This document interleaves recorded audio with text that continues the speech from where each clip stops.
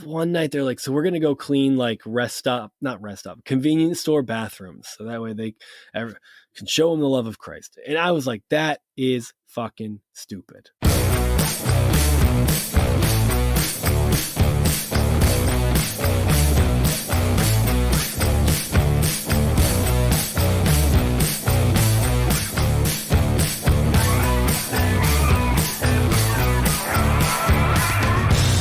Hello and welcome to Growing Up Christian. I'm Casey. I'm Sam. And we're joining you on November 4th here, so it's the day after the election. I don't know what the future's like or if there even is podcasts anymore, but there's no future. It's pretty much over. This is going to be the last ever recorded podcast. Maybe we just straight up like missed the rapture? Could that be? We're left behind? There's still a lot of shitheads around, so it doesn't seem like anyone's gone anywhere. It's like most people miss the rapture then. Yeah, well, I mean, when you think about all the people who think they're going to make it for it, the ones who are like standing around waiting, and it's like, we're not going to miss you that much when you're gone. I think things might actually improve here. If God exists, I hope we find out that he's like draconian in his enforcement of the rules. Yeah, and then it's like the god, like the god of the medieval ages, whatever. Yeah, it does. He smites. Yeah, real hard. My God smites. And you gossiped, so you're out. Dude, it's so funny. I remember my mom, not to jump right into just dumb family stories, but I remember like the first time being told or talking about gossip is a sin with my mom. And it was during our, I guess you would call it Bible class as a homeschooled family. But that was when me and my siblings we just sat in the living room and gathered, and my mom would like read the Bible. I think the intent was maybe to read the entire thing as a family. We never really talked much about it. It was just kind of like, you read that gets real tedious real fast if you start at the beginning. Yeah. We actually had this little Bible that it was an attempt to put the Bible in chronological order, which was... that sounds kind of sacrilegious, you know?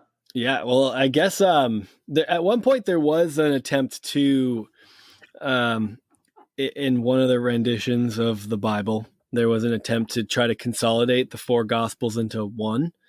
And when they did that, I mean, nothing lined up, and a lot of the stories are told differently, and it was deemed heretical by the church. So even then, at that point, whenever that was, I don't remember, during some council in the early, I don't know, before 1000 AD, I'm sure, it was like, they realized that shit didn't all line up and say the same thing. And for some reason, that's really hard for people to wrap their heads around now.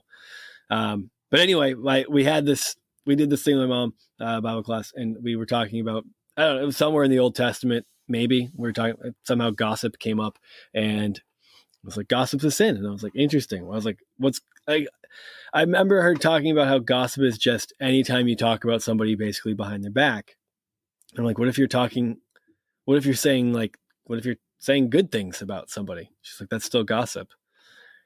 I was like, what? Like, you can't just say, like, if like me and a friend are talking about other friend, we're like, man, he's such a great guy. She's like, yeah, that's still gossip. You're talking about them when they're not there. That's a weird interpretation of it. Right? Like, that's what, like that's that literalistic hard line, like, gossip is gossip is gossip is gossip. Like, what's, like, leaving absolutely no room for nuance. I'm sure my mom didn't even really believe that. Like, this isn't a story to throw my mom under the bus for a weird interpretation of gossip. I 100% believe my mom did not believe what she said. I think she was just being like, yeah, it is, because she didn't, probably my guess would be that she didn't want me to doubt the Bible or leave room for gray areas as she's trying to teach me right from wrong as a young child. So I'm sure like there was that type of motivation involved, but it was still a really, really bad definition. And even as like, I don't know. That's a hard one to process. Yeah. It's like but it had to have been at least been like 13. like a little too old, like to be given something that simple. And I was just like that. I knew immediately. I was like, that doesn't make sense. I don't think that's Maybe true. she just didn't want to listen to you talk. That's She possible. was like, well, this will shut down 70% of the conversation in one shot. Probably. It's like, if God's real serious about not gossiping, like, I'm definitely going to hell. Yeah. That's most of what I do is talk about people. Yeah, I mean, I've And done my fair share. my whole family will be there.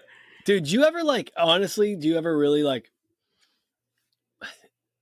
talk about somebody a bit behind, like a good bit, and then with someone, like talk some mad shit, and then like you actually like feel bad about it?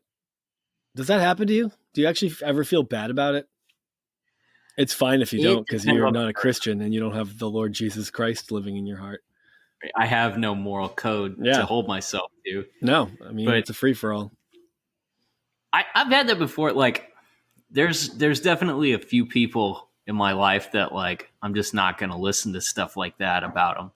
You know, like my partner at work is such a great guy, and everybody loves. I always tell people, I'm like, if you have a problem with Sean, let me tell you something. You're the problem. Yeah, and that's all there is to it. Like, I don't want to hear your nonsense. You know, but yeah, sometimes people that deserve it, even you kind of get to feeling a little sorry for them that they're taking the heat as hard as they are. I think like the worst is when, you have a conversation like that with somebody and it's that person that like this isn't venting. Like this person they never get over this. Like they're going to talk to you about it every time you see them from there on out. Yes. And it's like exhausting. Like it's an extremely exhausting thing to be subjected to. I mean, even at my previous job, there was this fucking knucklehead. He was like the biggest fucking dum-dum anyone has ever met. Yeah. There wasn't one person who thought this kid was good at his job or a reasonable human being. And it got so tired. Like, yeah, we have to see this guy every day and work with him.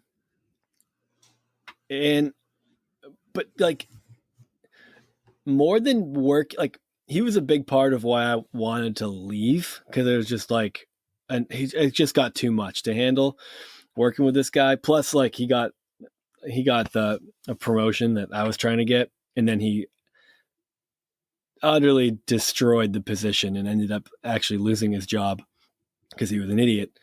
And I'm like, this kid makes me frustrated, and I feel like bitter and angry when I go to work. But it would be easy enough to ignore if the 8 people that I talked to, that wasn't the only topic of conversation every day was how much that kid was terrible. Like work would have been actually a lot more tolerable if we were able to just ignore him and not talk about him or mention him at all. And it starts wearing you down just having the same conversations. It's like, yeah, he's not going to change. This is who he is. Well, how about we just figure out how to like live in this weird situation? Now, I mean, I say that like I've transcended it, but I promise you, if I was thrown into the exact same situation tomorrow, I would do the exact same thing. And I probably haven't grown or learned anything in the past 5 years. I remember that situation, like growing up, when I was in, like middle school in that Christian school, with all the rules and stuff. And I remember we used to like every day we would sit there and complain about like the dress code, that. And then at some point, I think we all kind of like made a conscious decision to like, you know what, let's not talk about it. Let's just deal with it and stop complaining about it.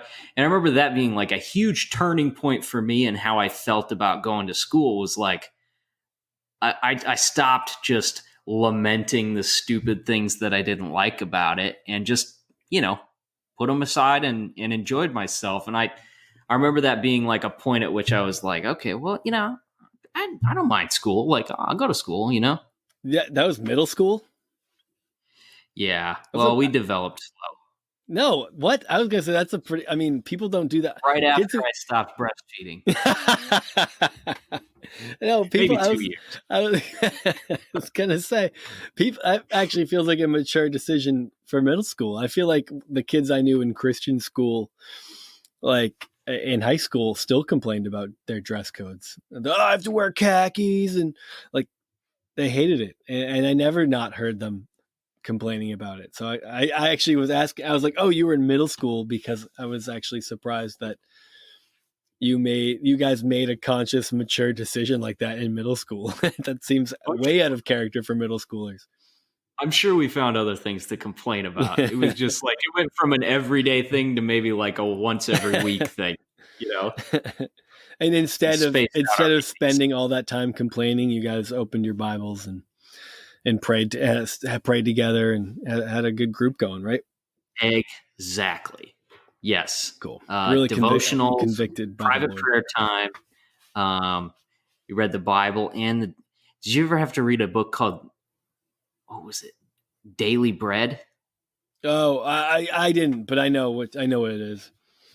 I think I had it and I was supposed to read it, but I don't know that I ever actually did. I just felt guilty about it every day instead of doing it. Dude, my parents so I I don't think we've really gotten much into this at this point, but um I my shift out of evangelicalism was in my early 20s. I don't think I ever would have because that word was synonymous with Christian with me for quite some time. I had kind of shifted outside of that ideology probably before I would have admitted that to myself. Like I would have considered myself an evangelical probably into like my mid 20s. Um, but I've been out of it long enough and clearly on like a progressive Christian trajectory publicly for a long enough time that I was very surprised when on my 32nd birthday, we had my parents over for lunch that week. I didn't think it was anything. I was just like, "Do you guys want to come over for lunch?" And they're like, "Yeah." And they came over and they're like, "Oh, I thought you were gonna have some other like people here. I thought you were doing something for your birthday." I'm like, "No, I just invited you guys over for lunch. I'm 32. That you don't have birthday parties when you're 32 and in a pandemic at that." So I they had a little present and I was like, that's weird. I haven't got a present for my parents for my birthday since I was probably 18 years old. Maybe they sent me some money in college when I was in college for my birthday. I didn't get birthday presents anymore. And they hand it to me and they're like, "Hey, we got you something." I'm like, "Oh, that's great. This is going to be uncomfortable for sure." And I open it and it's a devotional, an evangelical devotional. And it's just like with like I don't know what my face looked like. I wish I could replay it. And I was just like, "Oh, cool. Oh, neat." They're like, "Yeah, it's good. This is." She's like, "Your dad reads this every day." I'm like, "Oh, thanks." And Coulter wrote Yeah, yeah. Oh my god, it's called like "Morning Mercies" is the name of this devotional, it. Oh, and I just put it in my room. I was like, "Cool." I'm like waiting. I don't think they'll ever ask if I've like read it, and you just feel like shitty being like, you don't know, just like what you know. What it was actually like it was a bit of a mind fuck because I'm like, are they giving me this because they think I'm part of it like they are, or are they giving it to me because they're afraid that I'm not and they're hoping that this will like pull me back in and seal the deal on my fate or something. And I don't know which one it is. I don't know what they're thinking when I have no clue what they could have possibly been thinking when they decided to pick that out for me. I think it's probably like a gentle shove in that direction, but in typical baby boomer fashion, where it's like, well, we don't want to talk about it because then we'll know. It's Yeah, easier to ignore the yeah, problem when we don't know for sure. So yeah. we'll just kick the can down the road, we'll hand him a devotional. Hopefully he reads it. That's the best we can do. Yeah, that's the best we can do. Because all my siblings are like, nah, I think we're over that. I could And leave a tip, but I'll leave a gospel track yeah, instead. it's that same mentality. I think it's possible they're just holding out hope that like I'll be the last one to like that I won't like abandon it. Like I don't know. I mean, 3 out of 4 kids have been like, nah, this isn't for us. So I think they're feeling pretty bummed. Like that was their main like goal for parenting and homeschooling. So I feel like there's definitely like that. They're pretty bummed out that things kind of went this direction. But Yeah. Well, if you eat bologna every day for lunch, eventually you're tired of bologna. Yeah, That's what it comes down to. yeah. Well, so that's kind of a transition towards what we were planning on talking about today. So last time we talked about my college days and sort of my take on experience, that experience and stuff. And we were supposed to do both of us, but then I didn't leave any room for you because that's the kind of person I am. You had so much to talk about. I do. Yeah, I mean, dude, it's funny because there are aspects of your college experience that were like my pipe dream for college. Like so your whole thing was the band. Like that was the number one thing I've really wanted to do in college. Like when I first went there, my first year on the dorm, his name comes up a lot and it'll continue to come up a lot. My friend Jesse, from back home, he was my best friend. So after like my first semester at Liberty, he was like, I should just move to Virginia too, and we can get an apartment together. So we started planning that out, and he when I was in high school, I was in a crappy. I don't want to even dig on it that bad. It was just a high school metalcore band. I wouldn't want anyone to hear it now, but that'd be embarrassing for me. But it was fine. It meant a lot to me in high school. Like that felt like I was part of something. I am not a musician at all. I can't sing for shit, but luckily I found metal and I could scream just fine. So I did the screaming in a metalcore band, and it sounded decent. Like people liked it well enough. It's not a particularly hard thing to do. I couldn't do it now. There's absolutely no chance I could go back and do that. Like I haven't exercised those vocal cords in a long time. Have you ever tried? No, I mean, I just know if I yell too loud, sometimes it hurts. So I just don't have it in me. Like, I don't think I could just be like, you know what? I'm 32. I should start a metal band to do vocals, and it's not a good idea. But so Jesse was the guitarist for that band, and Jesse's a great guitarist. He would hate it if I said that, and I'm gossiping about him right now because I'm saying something nice. But geez, I hope your mom's not listening. God, for more reasons than that, I hope my mom's not listening. But he, so when he was moving down, it was like we tried to start a band together.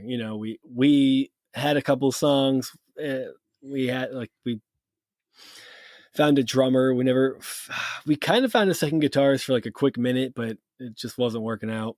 And then when it was clear that, I didn't really have the drive to push it. Like I was in school, I was dating, seriously. I was getting engaged. I probably got engaged shortly after that. And, Jesse was just wanting to play music. So that's how we ended up doing music with you guys in the Poison Written. And yeah, you guys actually at one point when Jesse and I were living together, you guys talked to me about being a guitarist in the band. Yeah. And I had to be like, No, I just own these guitars. I don't play them. Yeah.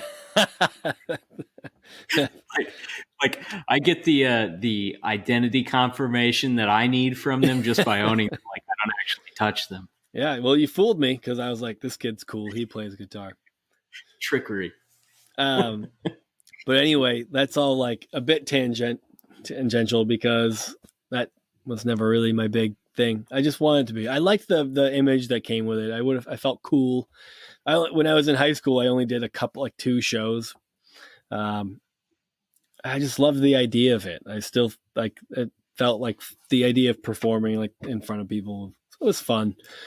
We need to do an episode about music at some point because I don't know why, but it does seem like it's the case. I mean, it is for a lot of teenagers. Like music plays a big role in people that age's life. Yeah.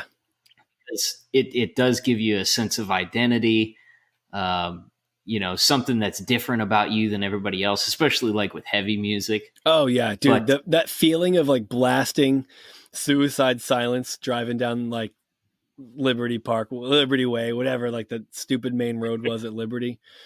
Like I remember or Black Dahlia Murder, just like I remember the lyrics where it's what it's something about, and I don't even remember what album it was. I remember it came out when I was in college, but it's like a line that said something about drinking the blood of a child's broken neck, and it's like just that insane. Was it Suicide Silence? Did they have the? Do you remember who was they had like the heavy breakdown, and it was like seconds from the end. What's it gonna be? Pull the trigger, bitch, or something like that. Do you remember that song? That was them. Yeah. Yeah. Man, but having that, like other people hear it and they're like, who are these people? Like, it just makes you feel unique and different and kind of a bit special. And I always had a hard time fitting in and finding my place. So I think when I found like that genre of music, it made me feel a lot better about myself just because I was able to it was like, if you're not going to fit in, it's because you just find a group of people. You know how it goes. It's nothing unique or special. It's just typical like late teenager, like early college stuff where you're just like, oh, this works. This makes me feel good. And you find people who like it, and because it's kind of fringe, if you find people who like that stuff, you are just friends with them right out the gate. It's not like, oh, you like Katy Perry too? Like, everyone likes you're not finding people because you both like Katy Perry. That's not why anybody becomes friends. But when you both like Job for a Cowboy because they're the first like band to come out with like the heavy squeals, you're like, oh, we it's like you're all in on a little secret and you like it. That's exactly it.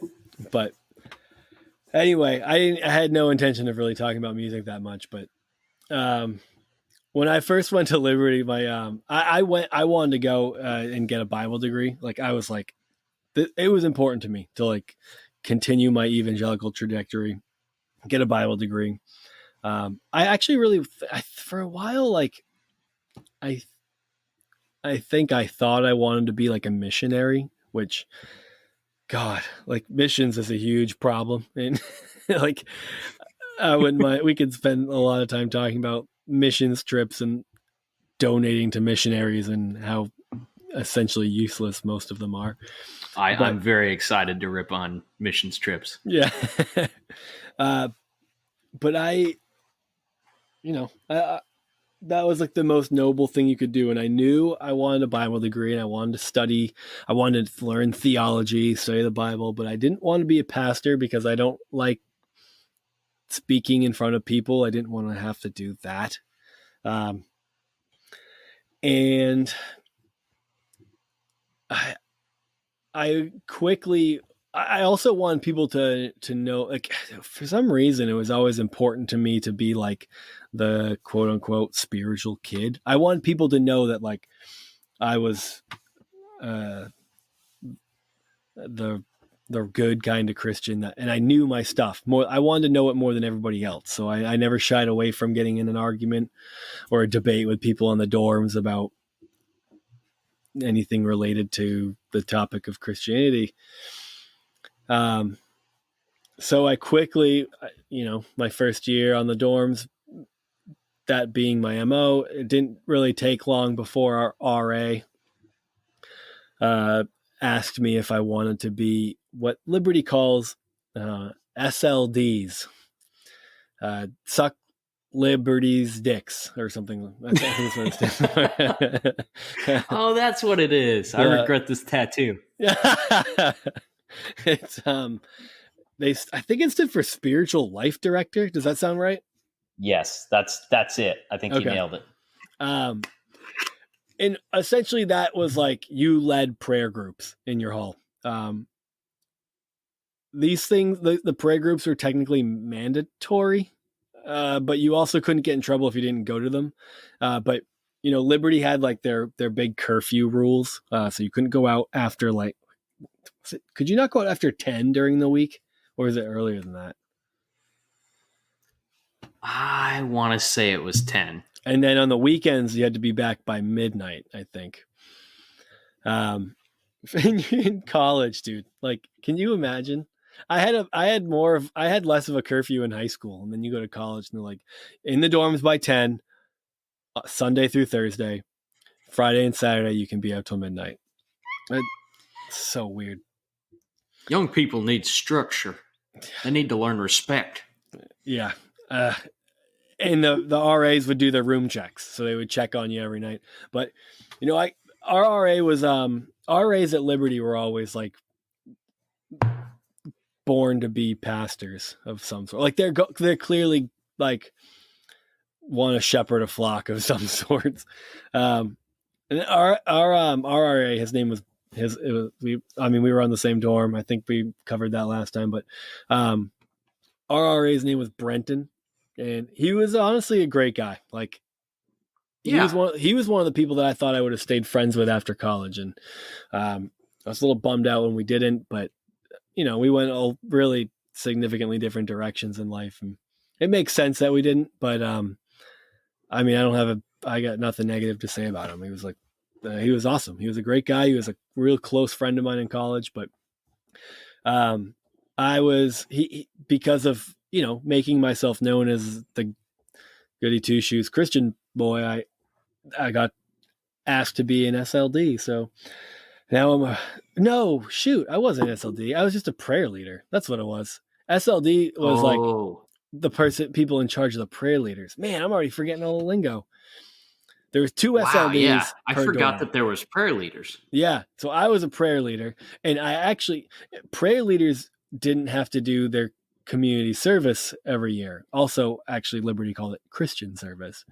But every year you had to have a certain amount of hours of community service. But prayer leaders, that counted. And that was a shoo-in of a gig. It was just like once a week, you have to be in your dorms anyway. You just like, I would spend 15 minutes trying to like figure something out right before everyone showed up and try to get people talking about it. No one gave a shit about it, so they wouldn't really talk much. You were done in like 20 minutes.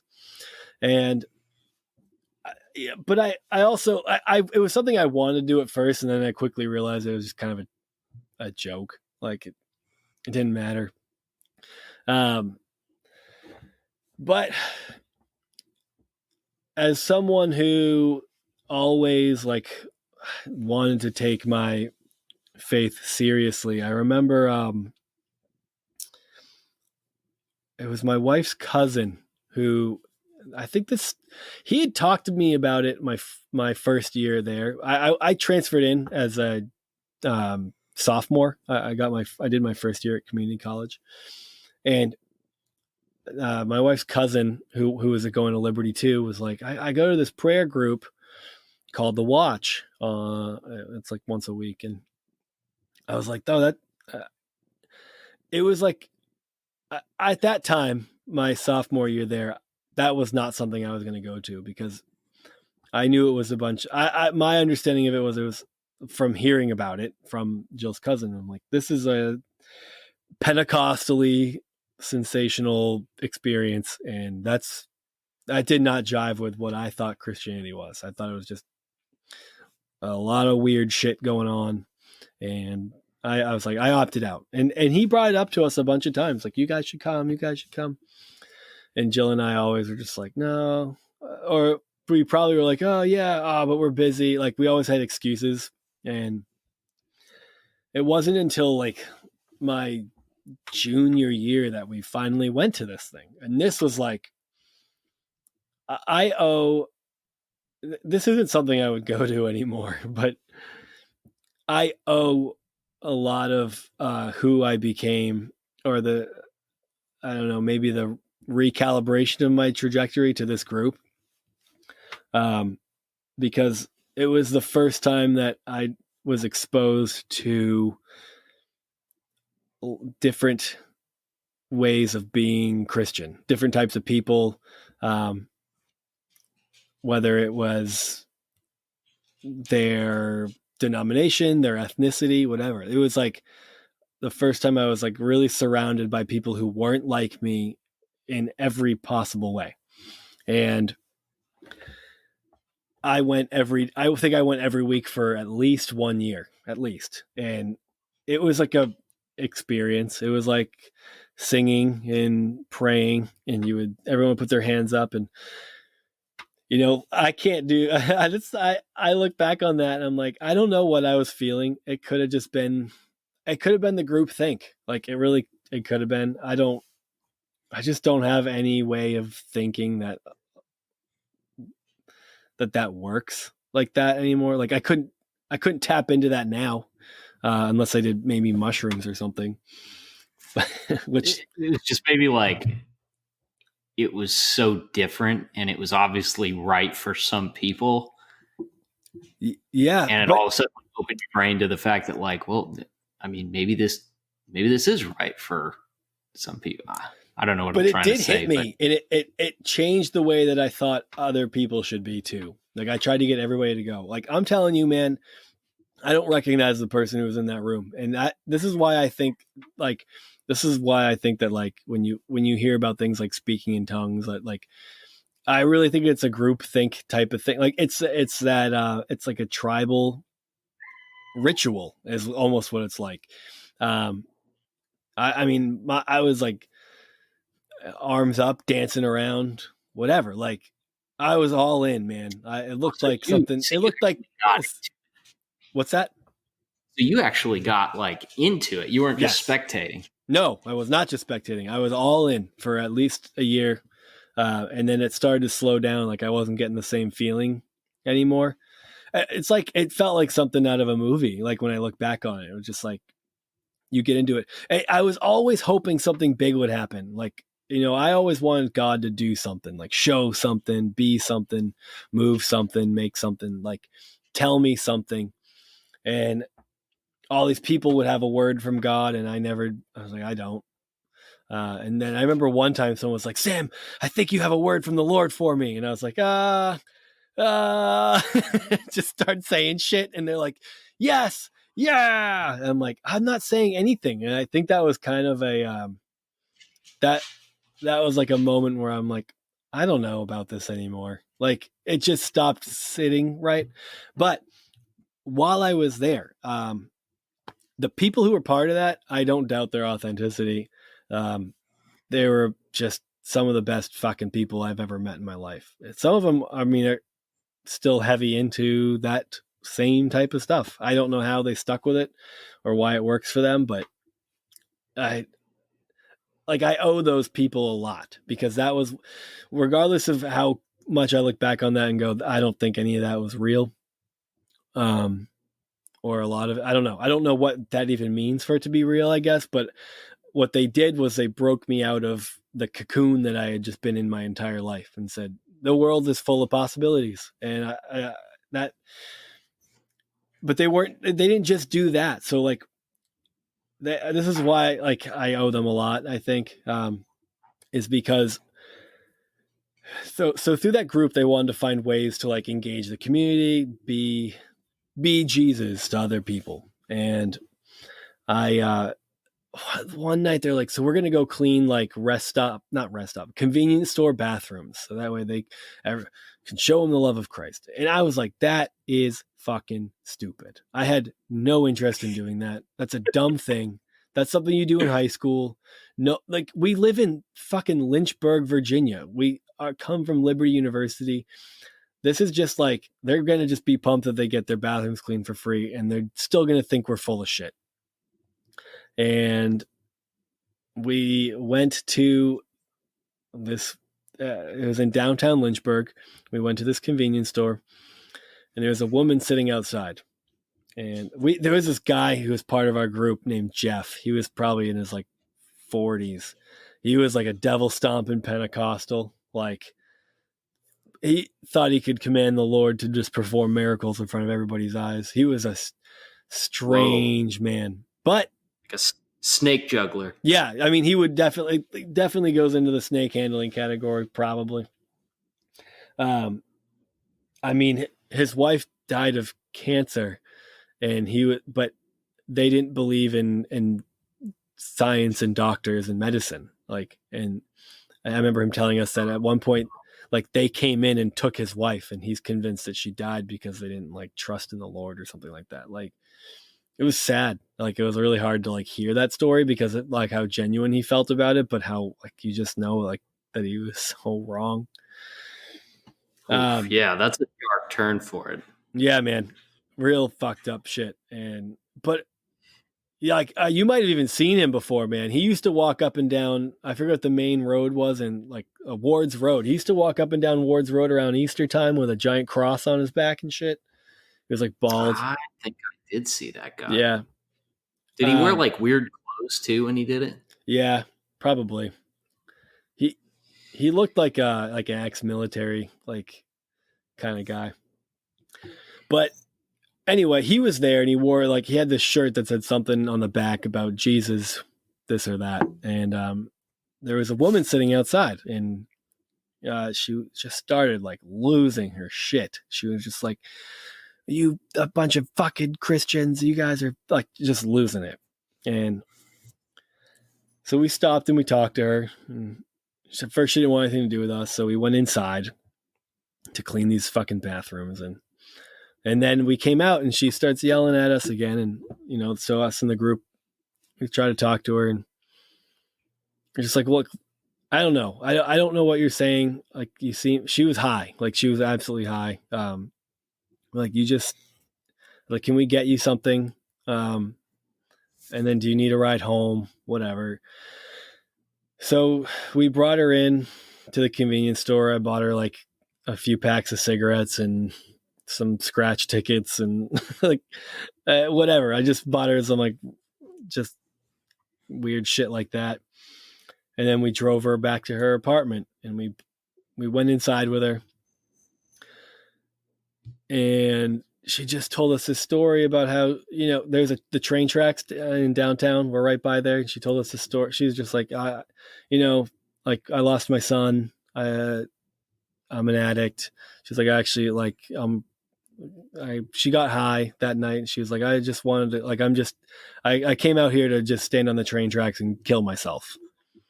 And we were just like, oh, what? Okay. She's like, can that you, night? That was her plan? Yeah, that's what she said. I mean, maybe she was being just saying it because she was high. I don't know. I don't know what the truth was to that. But she was like, can you guys just like stay and talk to me? And can you guys pray with me?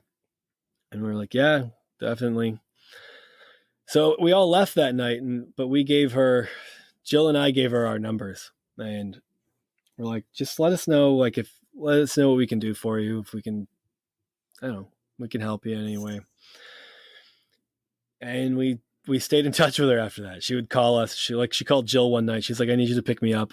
She's like, I'm really high on meth and I can't get home. So we're like, all right. Jill then picked her up, like, bought her, like, so we would go to her apartment, and we would take her out to eat sometimes. Like, we would just spend time with her.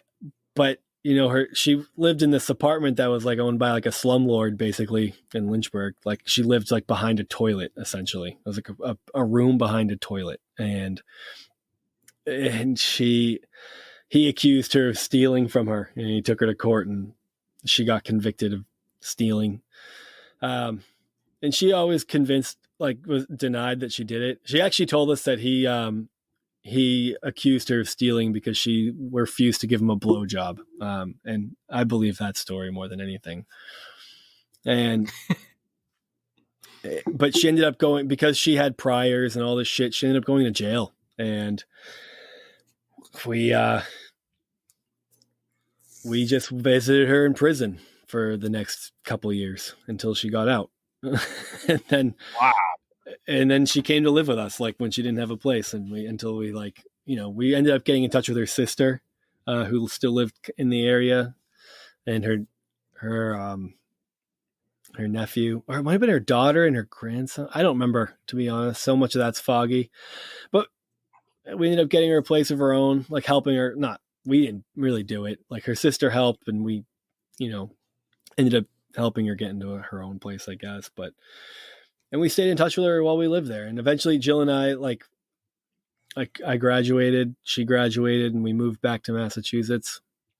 And we would probably talk to her once a month until a couple of years after that. I mean, it was probably like 5 or 6 years ago, she died of cancer.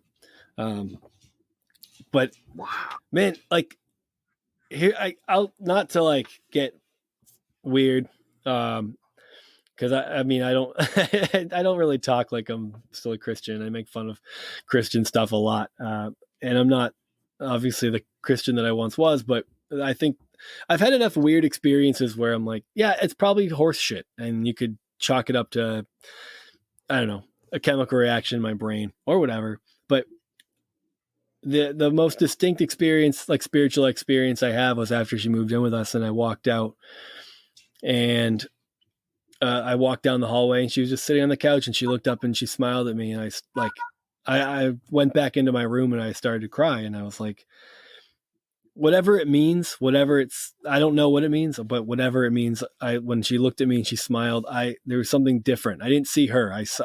Whatever God is, I felt like I saw it in her, and like I've carried that with me for the rest of my life. And I mean, that was probably almost 10 years ago.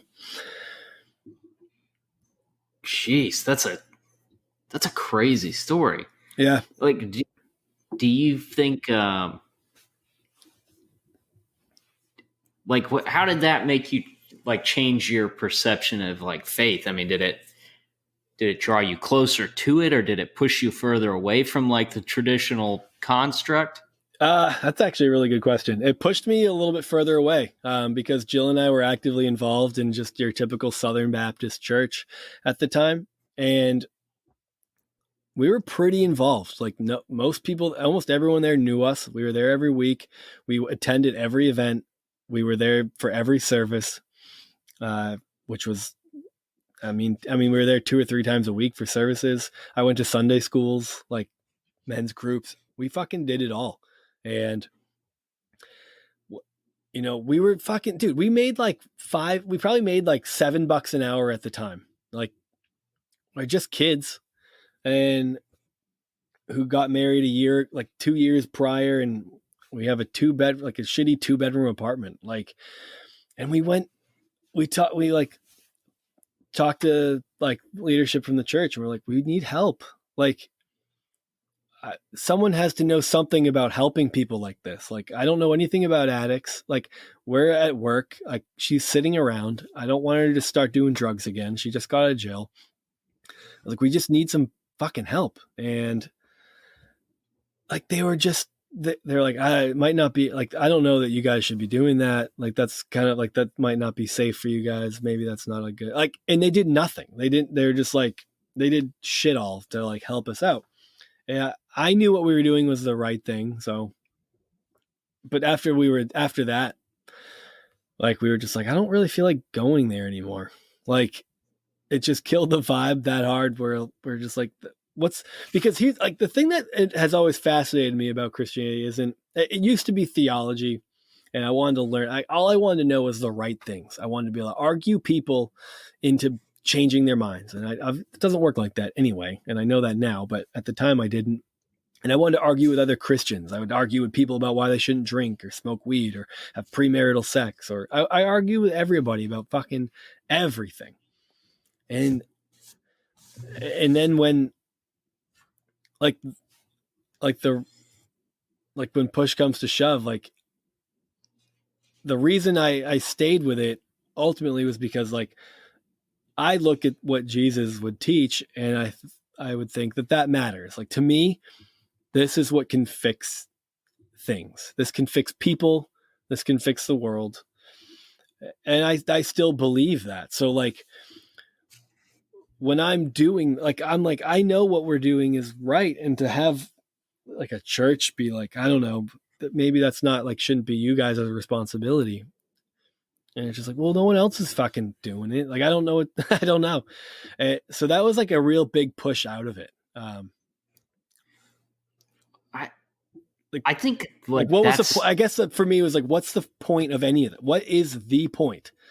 Is it just to show up and feel good about yourself and believe the right? Like that was my first coming face to face with, okay, for these people, it's like, for me, it was obviously about believing the right things. Otherwise I wouldn't have argued with people so much, but it was more than that. It was about just being the right belief, I guess. And when it comes to actually doing shit and and it fell flat on its face in front of a bunch of people in their 50s who have supposedly been Christians their entire lives, I was like, are you fucking kidding? Like, why?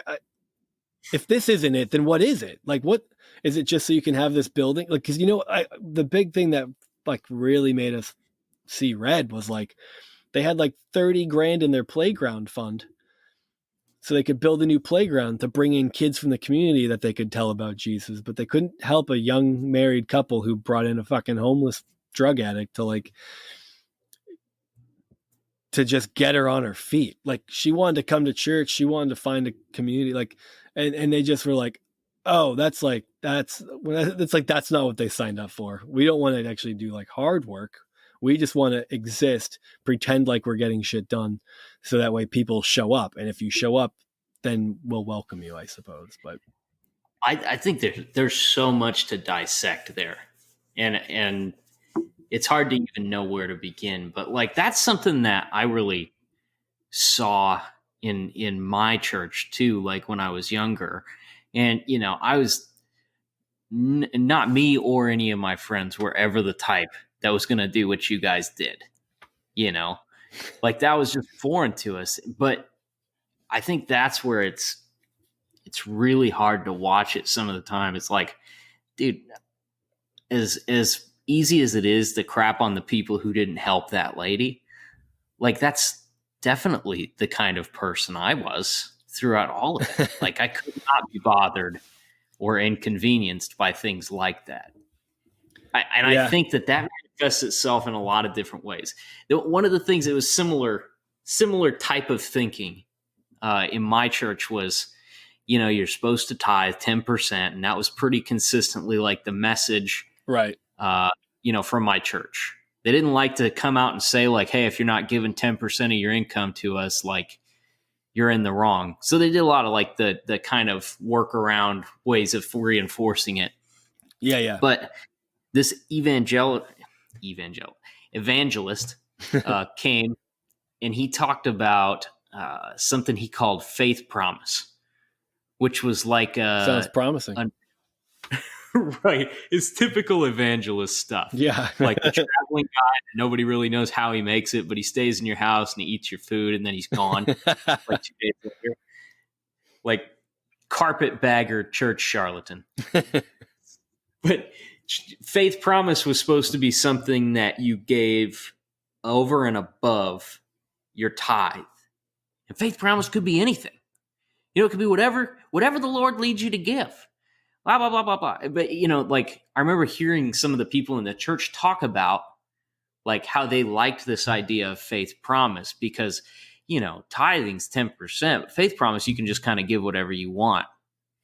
It's like, no, you guys are cherry picking the info here to do what's more convenient, Yeah. And I think that's so much of the trade. And dude, like, I think that's part of why, political action is so appealing to the church nowadays, is because, it's easy to advocate for these things that are supposedly like Christian policies and, the way God would want them in the country and stuff. And doing that, you don't have to do anything except post some angry Facebook statuses. Yeah.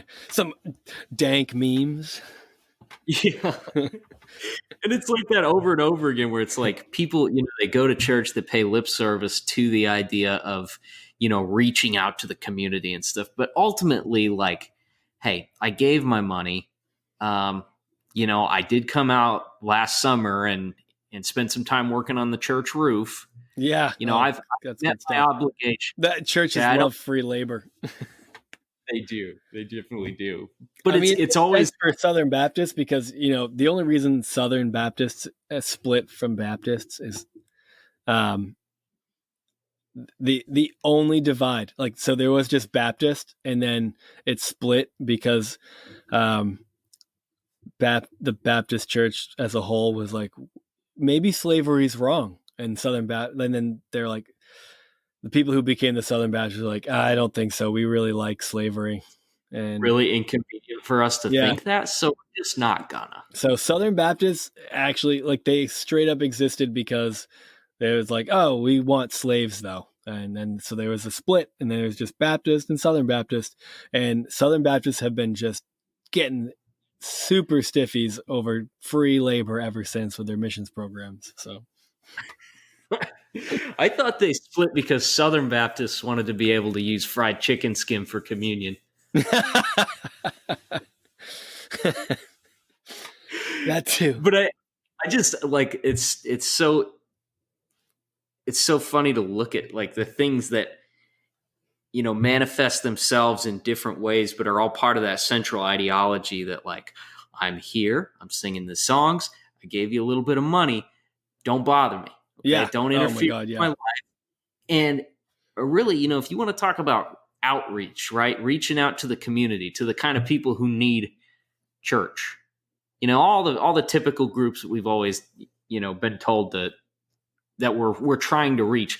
Yeah. That gets messy, and you have to get involved.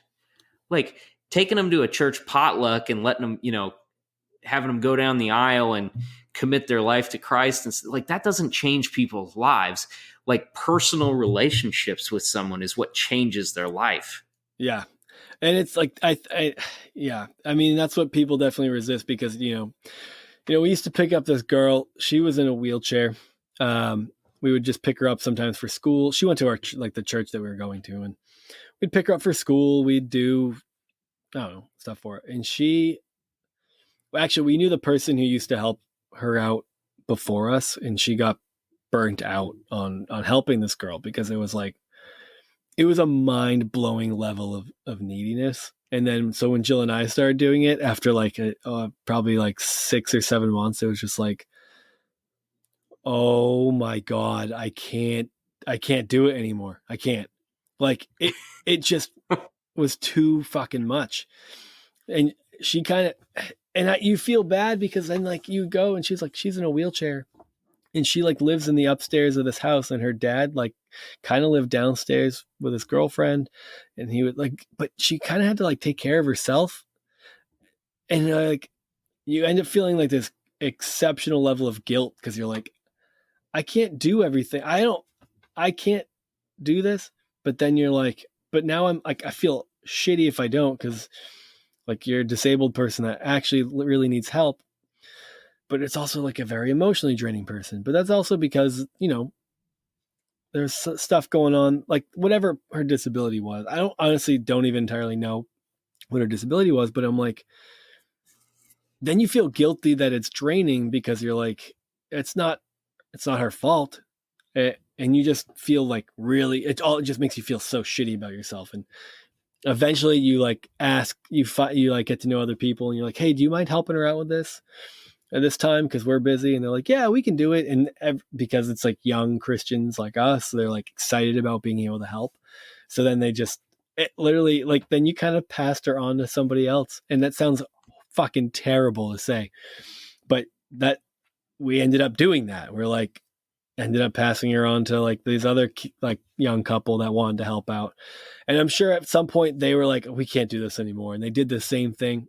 But then you think about this girl and you're like, she probably knows people are doing this, but doesn't know that she's like needy to the point where she understands how difficult she is. Like there's so much going on there. But I'm like, and there is a level of Christian guilt of like, I need to help these people to like, and if it making me feel this way is the right thing. Like Jesus wouldn't give up on, like, there's a lot of Christian guilt that comes with doing the right thing. So I don't even want to pretend like I was ever above that. Like there's a lot of stuff that I've done in my life out of pure guilt. And I don't think that's the right reason to do anything. I think it can still be beneficial and helpful. I think with the woman that we helped out, like, so I also do want to clarify, like, I didn't walk around looking at people who didn't help out as like the part of the problem. Like that, no one knew her. Like Jill and I met her. Jill and I committed ourselves to helping her. Like our frustration wasn't that I shouldn't, like, that no one would do anything, or that no one, like complete strangers or just randos in the church, didn't feel the need to get involved. I would have liked that a little, but you know, when we went to the church, we were like, we had very concrete things that we needed. You know, we're like, you guys have funds for everything. And I was like, is there any chance that we can get like, we're struggling, like maybe we're struggling financially or struggling to get her ride somewhere. We're like, look, is there anyone in this group of 300 people that has any experience with the Salvation Army that could help her maybe find a place?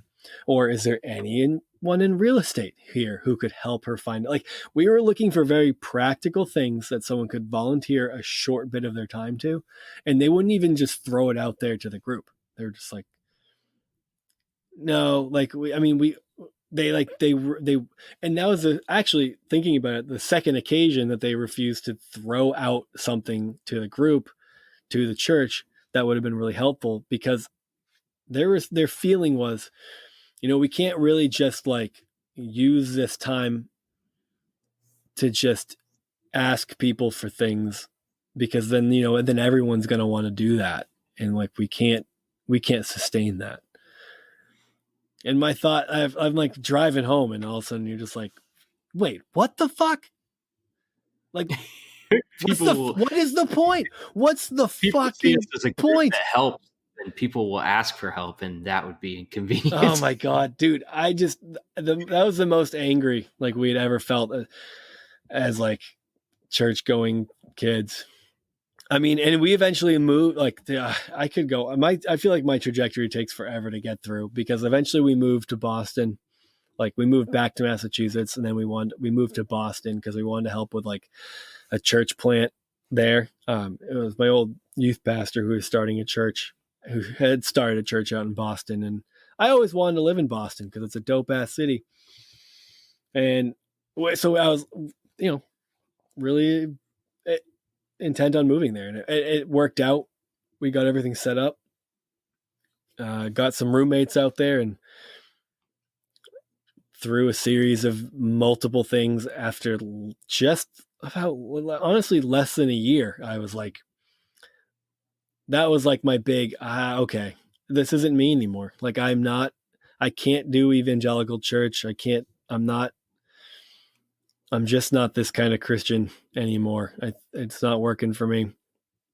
That's where, I mean, my foster son now, who's 17, that's where I met him, was out in Boston, which was actually a long time ago. Now that I'm thinking about it, because I met him when he was like 9 and now he's 17. And so it's like, but I met him through that. So, you know what I think is funny is like all these stupid things I did, all the reasons that I left the like Christianity and any, like in its typical form, through every single one of those things,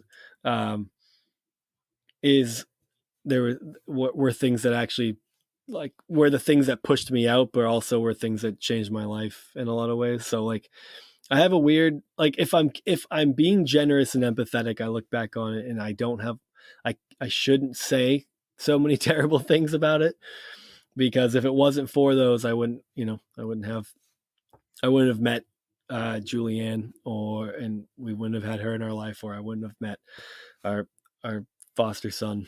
So it's like I It's owe a almost part like of my life to these things. So I have like this like it's like just have it's like I don't know. It's like this. It's a weird feeling to have, to know it that you almost owe a sounds lot. like No, you go. you went through it thinking like, okay, looking back on this stuff, these were the couple of things I experienced that felt real.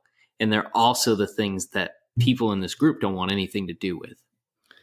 Yeah, that's a good way to look at it. I think there's definitely truth to that. Like in everything else, like so for me, the authentic things stayed, and everything else fell away. And that definitely they fell away without like I didn't walk away without any bitterness or frustration, which is why we're doing this, because I got a lot of things to say, and I'd like to be funny about it when I can. I might not be funny. You laugh at it. My friends laugh. I don't know if anyone else will.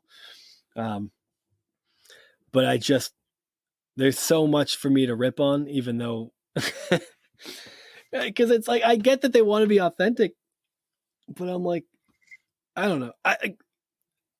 There's also that part of me that like and the way that I've always believed in it has made me want to open myself up to the things that I think it's all about. And, as I shed beliefs or ideologies, the philosophy of what it is has kind of stayed the same.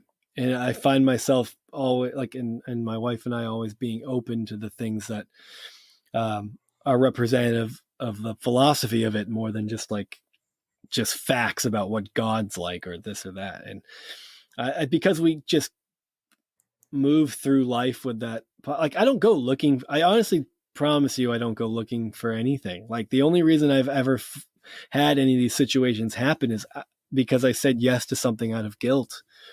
I mean, even my foster son, like when he was 9, it was just when I lived in Boston, someone goes, "Hey, would you want to like meet up, like spend some time with this kid once a week? He's kind of getting into some trouble and they just want like a mentor." And I was like, "I don't think so." And then my friend goes, "Just think about it." And I was like, fuck, fine. I guess I'll think about it. And then a week later, I just felt so shitty about just not doing anything. I was like, fine, I'll do it. And I would like take this kid to like McDonald's once a week or something. Like I felt like I kind of half-assed it. And then as time went on, you just like connect to him. And now, I mean, this is his 3rd time living with us. And now he's living with us until he graduates high school. And you're like, all because I said yes. So it wasn't like any act of altruism, but there was like and a lot of it was out of guilt. But when I would let it sit with me, I'm like, a lot of it is also because it feels to me like these are the kind of things that life's about. And, I haven't done anything particularly special in a long time. Like I got 2 little kids, I got a mortgage, I got a full-time job. Like, I don't know. I'm just another fucking cog in the wheel. But there's still parts of this story that resonate with me, I guess. And that's why I still operate within at least try to operate within, like, I think, like you said, you kind of pointed out in the first episode we did that I treat it more like a philosophy. And I think that's what I do. I think that's what I want to do. I don't know. I don't need to talk anymore. I feel like I get to this point where I'm like, I keep wanting to backpedal everything I say because I don't want to make myself, I don't want to sound dumb, but I don't want to sound like I'm special. So then I'm just sound like a fucking idiot. Well, I think I experienced a lot of those same feelings and couldn't be bothered to help anyone. So I left the church just to rid myself of guilt. But wouldn't it be Now, great? I wish more people would do that, though. I can just look back and judge other people while still not doing anything. Satanism has appeal in that way, you know, like the do what thou wilt sort of thing. Yep. I mean, maybe I'll lean that way. I don't know. They have meetings too. I'm not ready to commit time to anything. Yeah, it's a lot. It's a lot of work. You have to drink some blood too, I think.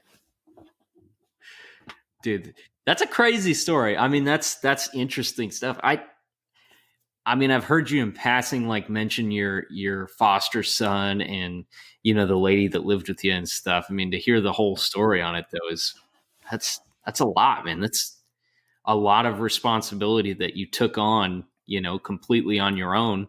Well, you and Jill. Yeah. That's funny. That's crazy. That's weird to look back on. It's funny. I don't feel like I got into hardly any real. I mean, that all happened. Like all that, the whole story of Julianne all happened while I was in college. But I feel like there's so many other things about college that were like that ended up preoccupying the entire thing. But I'm like, there's so much, dude. There was way too much to talk about when it comes to like Liberty University and that experience.